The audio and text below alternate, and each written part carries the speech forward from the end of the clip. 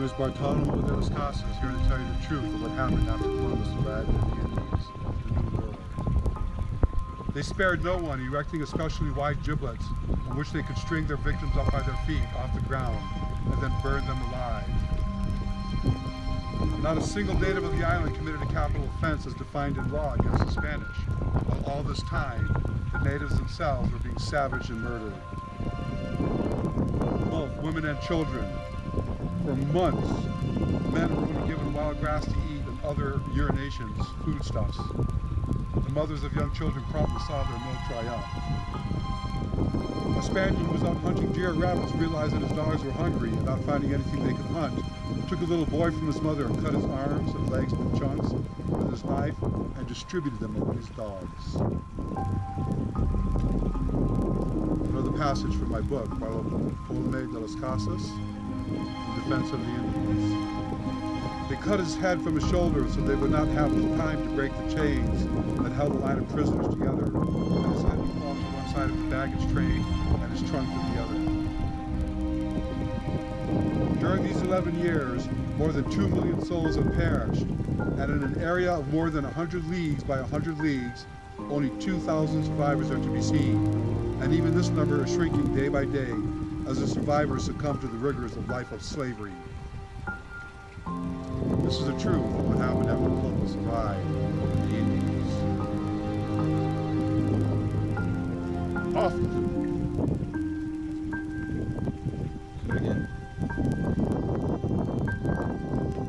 One woman who was indisposed at the time and so not able to make good her escape, determined that the dogs should not tear her to pieces, as they had done her neighbors, and taking a rope and tying her 1-year-old child to her leg, hanged herself from a beam. Yet she was not in time to prevent the dogs from ripping the infant to pieces.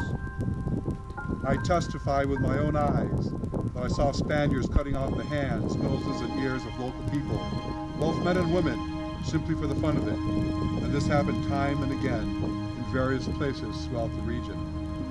On several occasions, I also saw them set dogs on the people, many being torn to pieces in this fashion, and that they burned down houses and even whole settlements too numerous to count.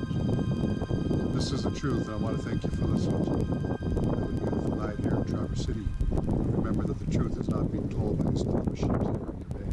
They tortured him with a strappado, putting burning tallow on his belly, pinned both his legs to poles with iron hoops, and his neck with another, and then, with 2 men holding his hands, proceeded to burn the soles of his feet. From time to time, the commander would look in and repeat that they would torture him to death slowly unless he produced more gold. I, Bartolomé de las Casas, a brother in the Dominican order, was by the grace of God persuaded by a number of people here at the Spanish court, out of their concern for the Christian faith and their compassion towards the afflictions and calamities that befall their fellow man, to write the work you have been before you in order to help ensure that the teeming millions of the New World, for those sins Christ gave his life, do not continue to die in ignorance, but rather be brought to the knowledge of God, and therefore be saved. Bartolomé de las Casas of the Dominican Order, here in Traverse City, to bring you the truth that these Columbus ships in the bay are now bringing you on this day of the eclipse in the year 2017. Twitch.